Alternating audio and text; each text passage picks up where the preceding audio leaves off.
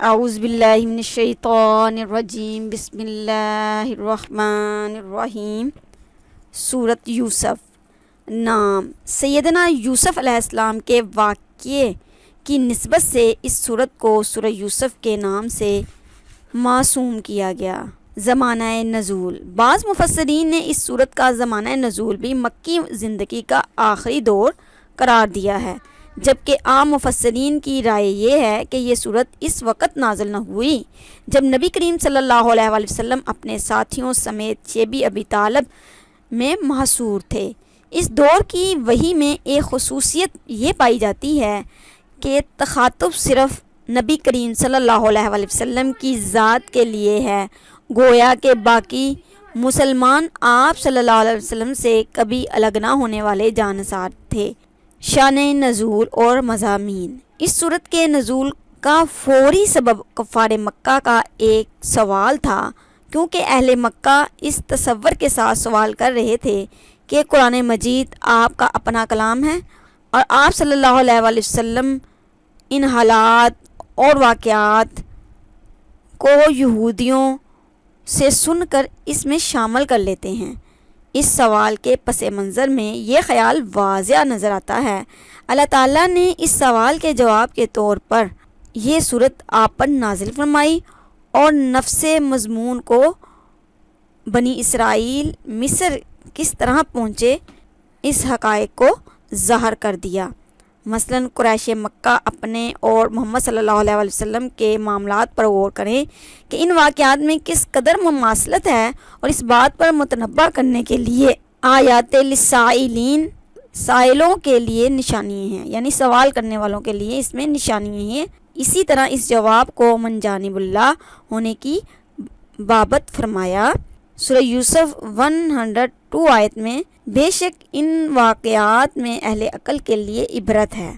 آیات مذکورہ کو پیش نظر رکھتے ہوئے اگر سورت کا بغور مطالعہ کیا جائے تو واضح ہوگا کہ قرآن کریم کس وضاحت کے ساتھ اہل مکہ کو سابق اور موجودہ حالات کے پیش نظر دعوت فکر دیتا ہے۔ نیز غور و تدبر کے لیے کچھ پیشن گوئیاں بھی اس میں اشارتاً موجود ہیں۔ قریش مکہ نے آپ کے ساتھ برادران یوسف سے مختلف معاملہ نہ کیا تھا، جیسے انہوں نے حضرت یوسف علیہ السلام کو کنویں میں پھینک کر اپنی کامیابی کا یقین کر لیا تھا، حالانکہ وہ خود فریبی کا شکار ہوئے تھے۔ اسی طرح اہل مکہ نے بھی آپ صلی اللہ علیہ وآلہ وسلم کو اور آپ صلی اللہ علیہ وسلم کے پیغام حق کو مٹانے کی پوری کوشش کی اور آپ کے قتل تک کے منصوبے بنائے گئے۔ سیدنا یوسف علیہ السلام کو جلا وطنی کے دور میں عروج ملا اور ان کے بھائی انتہائی بے چارگی کے عالم میں ہاتھ پھیلا کر ان کے سامنے التجا کرنے پر مجبور ہو گئے کہ تصدق علینا، ہم پر صدقہ کیجیے۔ اسی طرح یہ معاملہ عنقریب تم اہل مکہ کے ساتھ بھی پیش آ کر رہے گا۔ اور پھر آنے والے ادوان نے اس پیشن گوئی کو حرف بحرف سچ ثابت کر دیا۔ جب نبی کریم صلی اللہ علیہ وآلہ وسلم مکہ سے ہجرت کے کچھ عرصے بعد دوبارہ مکہ میں باحثیت فاتح داخل ہوئے تو قریش مکہ سرنگوں شکست خوردہ بنے آپ کے سامنے کھڑے تھے اور سب کی زبان پر حضور صلی اللہ علیہ وآلہ وسلم کے لیے یہی الفاظ تھے: اخ کریم وابن اخ کریم، صاحب عزت اور قابل احترام بھائی اور صاحب عزت اور قابل احترام بھائی کا بیٹا ہمیں معاف کرنے والا ہے۔ اس کے جواب میں آپ نے فرمایا کہ میں آج تمہیں وہی کچھ کہتا ہوں جو میرے بھائی حضرت یوسف علیہ السلام نے اپنے بھائیوں سے کہا تھا، آج تم پر کوئی گرفت نہیں ہو، جاؤ تم سب آزاد ہو۔ گویا یہ پورا واقعہ اگرچہ حضرت یوسف علیہ السلام کے متعلق بیان ہوا، لیکن بین السطور نبی کریم صلی اللہ علیہ وآلہ وسلم اور کفار کے مابین کشمکش کے حالات بھی ضمناً بیان ہو گئے ہیں۔ گویا اس واقعے میں اللہ تعالیٰ نے ہمارے لیے بہت سارے اسباق رکھیں، بہت ساری نصیحتیں رکھیں۔ مثلا یہ کہ حضرت یوسف علیہ السلام کا قید خانے میں یہ ارشاد کہ سیدنا ابراہیم علیہ السلام، حضرت اسحاق علیہ السلام، حضرت یعقوب اور حضرت یوسف علیہ السلام اسی دعوت دین کے علمبردار تھے جو میں تمہارے پاس لے کر آیا ہوں۔ اور جب کردار کے تقابل کا معاملہ درپیش ہوا تو یوسف علیہ السلام تاجروں کے قافلے اور اس کی اہلیہ، حکام مصر اور ان کی بیگمات سب کے کردار کو بطور دعوت پیش کیا کہ ان سب کرداروں کا تجزیہ کر کے دیکھو کہ اللہ کے بندوں اور آخرت پر یقین رکھنے والوں کا کردار کیا ہے اور اس کے مقابل دنیا داروں کا کیا کردار ہے۔ اس صورت میں اللہ تعالیٰ نے اس حقیقت کو بھی واضح کر دیا کہ جب اللہ تعالیٰ کسی کام کو پایا تکمیل تک پہنچانے کا فیصلہ کر لیں تو کائنات کی ساری تدبیریں الٹ جاتی ہیں۔ مثلاً برادران یوسف کی تدبیر، جس کا انجام یہ ہوا کہ وہ شرمندگی و ندامت سے سر جھکا کر اپنے ہی بھائی کے حضور مجرموں کے سے انداز میں کھڑے ہونے پر مجبور ہو گئے۔ عزیز مصر کی اہلیہ کی انتقامی کارروائی کے نتیجے میں حضرت یوسف کا جیل جانا اور پھر اس عورت کا بھرے دربار میں شرمندگی سے اپنے جرم کا اقرار کرنے پر مجبور ہونا وغیرہ، ان واقعات میں ہر انسان کو سبق دیا گیا ہے کہ تم اپنے مقاصد کے حصول کے لیے کوئی باطل اور غلط راستہ مت اپناؤ، کیونکہ کامیابی اور ناکامی اللہ تعالیٰ ہی کی معیشت پر منحصر ہے۔ لیکن اگر کوئی شخص اپنے مقاصد کے حصول کے لیے غلط راستوں کا انتخاب کرے گا تو اللہ کی گرفت سے کسی طرح چھٹکارا ممکن نہیں ہے، اور یہ بات سبھی جانتے ہیں۔ جب انسان کو اللہ کی کارسازی پر مکمل توکل اور بھروسہ ہو تو پھر اللہ تعالیٰ انسان کے ساتھ ہوتا ہے اور اس کی مدد کرتے ہیں۔ قصہ حضرت یوسف علیہ السلام کے رموز۔ حضرت یوسف علیہ السلام بڑے ہی نیک صالح پیغمبر گزرے ہیں، اپنے بھائیوں کو معاف کرنے والے، اپنے ماں باپ کا احترام کرنے والے، اور یہ مکی صورت ہے، تمام باتوں کی تصدیق کی گئی ہے جو حضور صلی اللہ علیہ وآلہ وسلم کے آخری دور میں یہ نازل ہوئی۔ اس وقت مدینہ کے یہودوں نے حضور صلی اللہ علیہ وآلہ وسلم کی خدمت میں ایک سوال بھیجا کہ وہ بتائیں کہ وہ کون سے نبی تھے اور اس کا کیا قصہ ہے کہ جس کا باپ اس کی جدائی میں روتے روتے اندھا ہو گیا تھا۔ دراصل مدینہ کے لوگ جب مکہ آتے تو اہل مکہ ان سے حضور صلی اللہ علیہ وسلم کا ذکر کرتے تھے۔ اس پر ان لوگوں نے حضور صلی اللہ علیہ وسلم کو کچھ ایسے سوال بھیجے جن کا صحیح علم صرف یہود مدینہ یا ان کی اطراف میں اہل مدینہ کے پاس تھا۔ اہل مکہ ان واقعات سے واقف نہ تھے۔ حضرت یوسف علیہ السلام کے متعلق یہودیوں کے سوال کے جواب میں اللہ تبارک و تعالیٰ نے سورۃ یوسف نازل فرمائی۔ حضرت یوسف علیہ السلام کا قصہ اجمالاً پہلے بیان کیا جا چکا ہے۔ نام حضرت یوسف علیہ السلام اور برادران یوسف کا لیا جا رہا ہے، لیکن جہاں جہاں یوسف علیہ السلام کا ذکر آتا ہے وہ آگے چل کے آپ صلی اللہ علیہ وسلم کے قصے کی شکل و صورت اختیار کر لیتا ہے، اور جہاں جہاں برادران یوسف کا ذکر ہے وہاں اہل مکہ اور قریش کی نفسیات بیان ہو رہی ہے۔ مزے کی بات یہ ہے کہ پورے قرآن مجید میں یہی صورتحال ہے۔ آپ قصہ موسیٰ لے لیں، فرعون پڑھ لیں، آپ محسوس کریں گے کہ سیدنا موسیٰ علیہ السلام کے ذریعے سے دراصل محمد صلی اللہ علیہ وآلہ وسلم کا قصہ بیان ہو رہا ہے۔ جہاں فرعون کا ذکر ہے وہ قریش کی خصوصیات کے حامل لوگوں کی داستان ہے اور پیشن گوئی ہے کہ قریش اسی انجام کو پہنچیں گے جس انجام کو فرعون پہنچا تھا، اور حضور صلی اللہ علیہ وآلہ وسلم اس مقام پر فائز ہو گئے جس مقام پر سیدنا موسیٰ علیہ السلام کو فائز کیا گیا۔ حد یہ ہے کہ جب مکہ فتح ہوا تو حضور صلی اللہ علیہ وآلہ وسلم نے اہل قریش کے سامنے مکہ میں یہ کہا کہ آج میں وہی بات کہتا ہوں جو حضرت یوسف علیہ السلام نے اپنے بھائیوں سے کہی تھی، آج کے دن تم پر کوئی گرفت نہیں، جاؤ تم سب کے سب آزاد ہو۔ اسی انداز سے آپ خود اندازہ لگا سکتے ہیں کہ یہ قصہ یوسف ہے یا قصہ محمد صلی اللہ علیہ وآلہ وسلم۔ الف لام را تلک آیات الکتاب المبین۔ الف لام را، یہ اس کتاب کی آیات ہیں جو اپنا مدعا صاف بیان کرتی ہیں۔ ہم نے اسے عربی زبان میں قرآن بنا کر نازل کیا تاکہ تم اسے اچھی طرح سمجھ سکو۔ سورہ یوسف 1 اور 2 آیت ہے۔ عربی زبان میں قرآن سمجھ کر پڑھنے کے لیے ہے۔ کہا گیا کہ ہم نے اس کتاب مبین بنا کر بھیجا۔ مبین سے مراد وہ چیز ہے جو اپنا مدعا خود بیان کرے، اور پھر اس کو عربی زبان میں نازل کیا جو دنیا کی بھرپور زبان ہے تاکہ اہل عرب اس کو سمجھ سکیں۔ اس کتاب کو سمجھ کر پڑھو، ہدایت پا جاؤ گے۔ یہاں یہ معلوم ہوا کہ جو لوگ یہ رٹ لگائے رکھتے نہیں تھکتے کہ اس کتاب کو بغیر سوچے سمجھے پڑھ لینا بھی کافی ہے، وہ لوگوں کو غلط راستے کی طرف لے جاتے ہیں، کیونکہ قرآن مجید تلاوت کے ساتھ بار بار فہم کی دعوت دیتا ہے، اور خصوصاً اس کتاب کو پڑھنے والوں کے لیے بصائر اور روشنی قرار دیتا ہے۔ بغیر سمجھے اس کو پڑھ کر مطمئن ہو جانا دراصل شیطان کی ایک چال ہے، اولاد سے مکاتے کے بجائے صبر و تحمل۔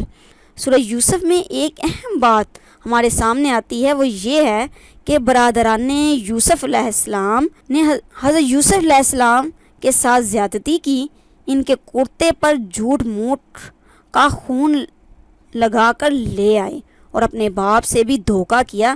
اس طرح ایک بہت برا جرم کیا انہوں نے نا۔ قرآن سے یہ معلوم ہوتا ہے کہ اگر بیٹے اتنی بڑی غلطی کر لیں تو باپ کے لیے ضروری نہیں کہ ان کے ساتھ مقاطعہ کر لے یا انہیں گھر سے نکال دے، جبکہ یہ بات تو واضح ہو گئی تھی کہ آپ کے بیٹوں نے حضرت یوسف علیہ السلام کے ساتھ زیادتی کی ہے، لیکن باپ نے صبر کیا۔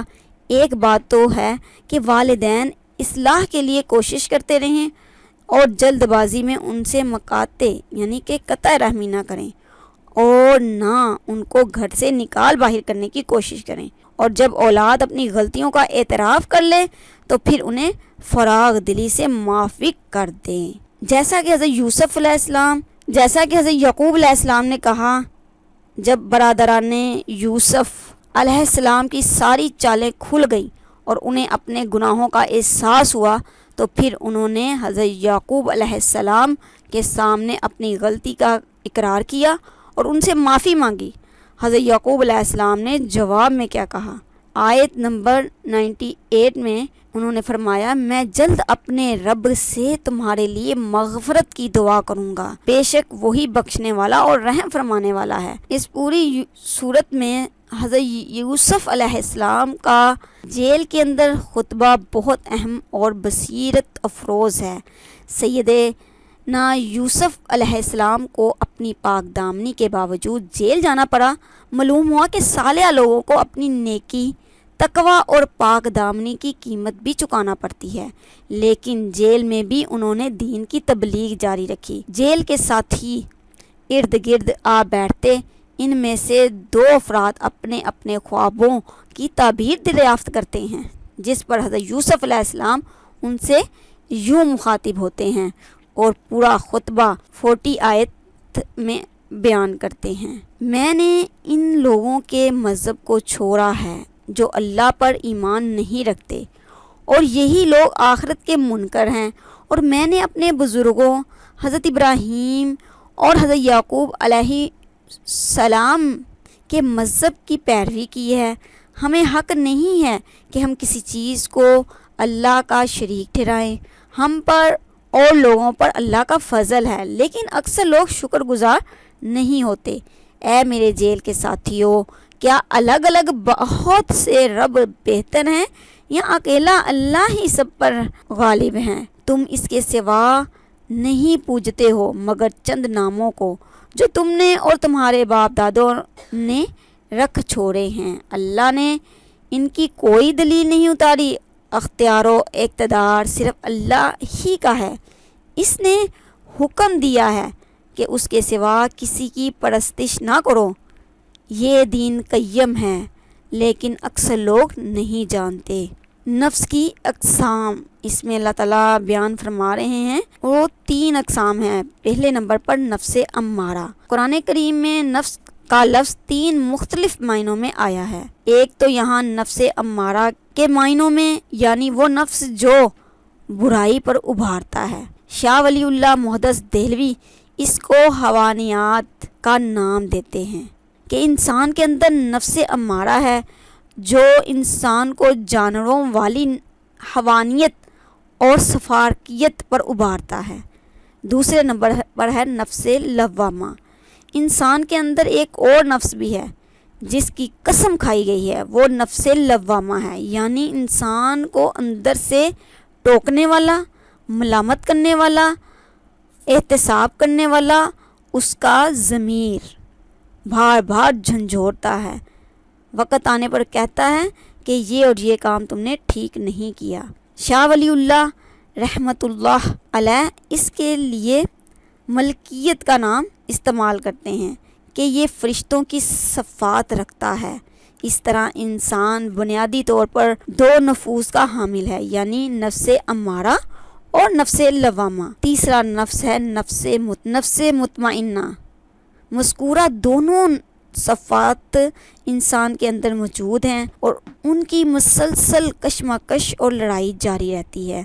اس لڑائی کے نتیجے میں یا تو نفس امارہ مستقل طور پر غالب آ جاتا ہے، جس سے انسان نرا حیوان بن جاتا ہے، جسے آخر کار دوزخ کا ایندھن بننا ہوگا، یا پھر نفس لوامہ غالب کر لے اور نفس امارہ سے کہے جناب تمام نعمتوں سے لطف اٹھائیے لیکن تھوڑا سا اسے ترتیب دے لیجئے، ہمارے ساتھ ساتھ چلیے۔ یوں ضمیر حیوان کو غالب کر لیتا ہے اور ان دونوں کے درمیان ایک صلح اور معاہدہ ہو جاتا ہے، اور پھر اس کے نتیجے میں جو اطمینان کی کیفیت حاصل ہو جاتی ہے، تو اس کیفیت کے نتیجے میں دونوں نفس مل کر ایک تیسری قسم کے نفس کا روپ دھار لیتے ہیں، اس کو نفس مطمئنہ کہتے ہیں، اور پھر اطمینان سے منزل کی طرف رخ کیا جاتا ہے، اور وہ منزل اللہ کی ذات ہے۔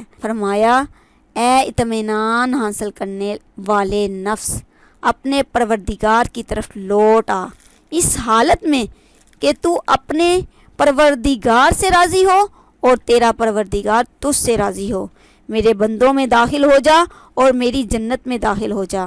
سورۃ الفجر۔ علم غیب کا منبع ذات الہی ہے۔ سورہ یوسف میں قصہ حضرت یوسف علیہ السلام کے علاوہ بہت سے رموز اسرار بھی بیان کیے گئے۔ اس قصے میں ایک بات بہت قابل توجہ ہے، وہ یہ ہے کہ حضرت یعقوب علیہ السلام اپنے بیٹے کی جدائی میں روتے روتے نابینا ہو گئے۔ مصر میں بیٹھے بیٹھے حضرت یوسف علیہ السلام نے کہا کہ میری قمیض لے جاؤ اور میرے والد پر ڈال دو، ان کی بنائی لوٹ آئے گی۔ جب یہ لوگ مصر سے کنعان کی طرف روانہ ہوئے تو حضرت یعقوب علیہ السلام کہنے لگے کہ آج حضرت یوسف علیہ السلام کی خوشبو آ رہی ہے۔ ابھی تو یہ کرتا ان کی طرف روانہ ہی ہوا تھا کہ خوشبو آنے لگی۔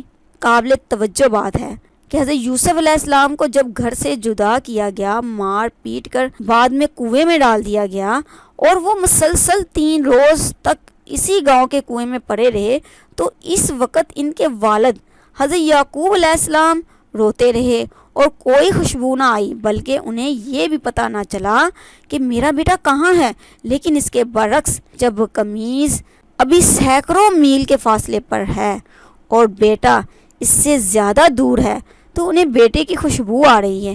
یہ ماجرا صرف اتنا سا ہے کہ اللہ تبارک و تعالی جب چاہیں، جتنا چاہیں، جیسے چاہیں علم عطا فرما دیتے ہیں، لیکن انسان کا علم اتنا ہی ہے جتنا اللہ تبارک و تعالی عطا فرما دیں۔ اس حقیقت کو قرآن مجید میں یوں بیان کیا ہے۔ آیت نمبر 102، اے نبی کریم صلی اللہ علیہ وآلہ وسلم، یہ غیب کی خبریں ہیں جو ہم تمہاری طرف بھیجتے ہیں، اور جب برادران یوسف نے اپنی بات پر اتفاق کیا اور وہ فریب کر رہے تھے تو تم ان کے پاس نہ تھے۔ اہل مکہ کو ان کے سوالوں کا جواب دے کر مطمئن کرا دیا اور پھر تدبر کی دعوت دی گئی۔ ارشاد باری تعالیٰ ہے آیت نمبر 109 میں ہے، اللہ تعالیٰ فرماتے ہیں، آیت بالا میں یہ صراحت کر دی گئی ہے کہ زمین میں گھومنے پھرنے کا مقصد صرف تفریح، انجوائمنٹ نہیں، بلکہ اس دوران میں ہمیں عبرت بھی حاصل کرنا چاہیے۔ ان عظیم الشان عمارات کے تعمیر کرنے والے آج کہاں ہیں اور یہ سب کچھ ان کے کس کام آیا؟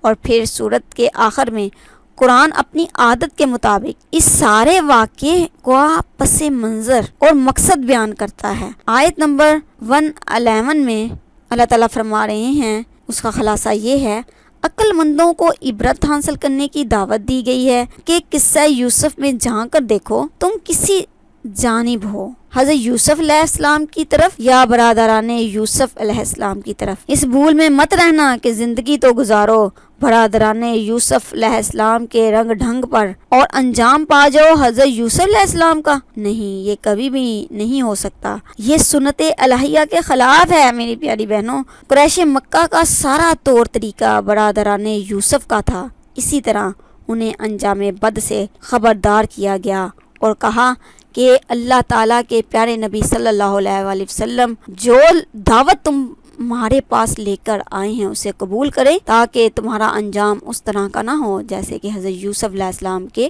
حواریوں کا ہوا۔ جزاک اللہ خیرہ۔